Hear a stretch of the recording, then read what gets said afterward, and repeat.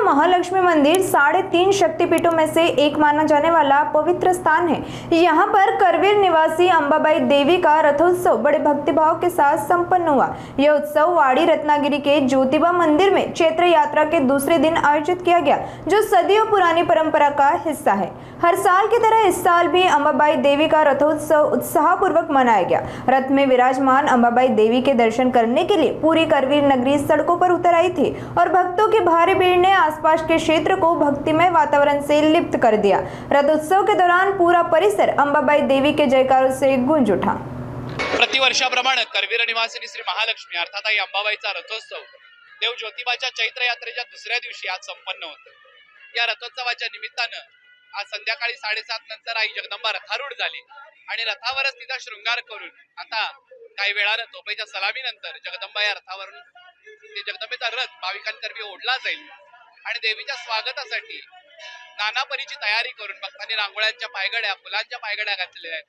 विविध प्रकारची विद्युत रोषणाई, ध्वनी यंत्रणा या सगळ्यांनी या मिरवणुकीचा मार्ग अतिशय उजळून निघालेला आहे। थोड्याच वेळात तोफेच्या सलामीनं जगदंबा रथावरून बाहेर पडेल आणि जगदंबेच्या जयघोषामध्ये या रथाची परिक्रमा होईल। यावर्षी पावसाचं वातावरण असतानाही भाविकांनी अतिशय उत्साही अशी तयारी करून हा संपूर्ण सोहळा सजवलेला आहे आणि आई जगदंबा त्यांच्या या सेवेला अशी भरभरून आशीर्वाद देऊ दे हीच तिच्या चरणी प्रार्थना। जगदंबेचा हा रथोत्सव दरवर्षी चैत्र पौर्णिमेला देव ज्योतिबाच्या यात्रेच्या दुसऱ्या दिवशी होतो। या यात्रेच्या निमित्तानं जे लक्षावधी भाविक करवीरात येतात त्यांना जगदंबेचं दर्शन सहज गतीनं व्हावं हा या रथोत्सवाच्या पाठीमागचा उद्देश आहे।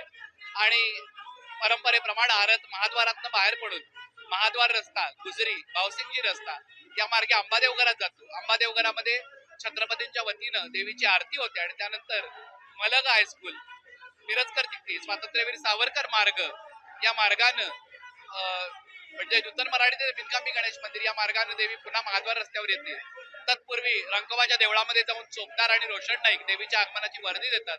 अशाच प्रकारची वर्दी बिनकामी गणपती पुढे सुद्धा दिली जाते। रात्री उशिरा रथ मंदिरात परत आल्यानंतर देवीची पुन्हा एकदा पालखीतून मंदिर परिक्रमा होते। त्यानंतर सदरेवरचा दरबार संपन्न होतो। तोफेच्या सलामीनं सदर दरबाराची सांगता झाल्यावर कर्पूर आरती, शंखतीर्थवन रथोत्सवाचा सोहळा संपन्न होतो।